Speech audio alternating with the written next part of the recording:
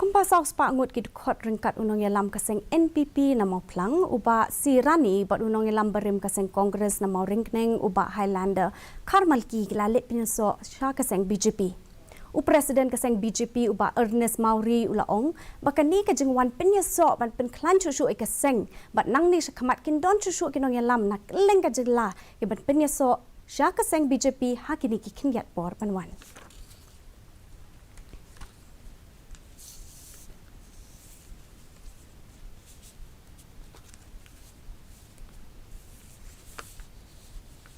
From Mauplang constituency, Ranee, Ranee, he joined our party along with his supporter.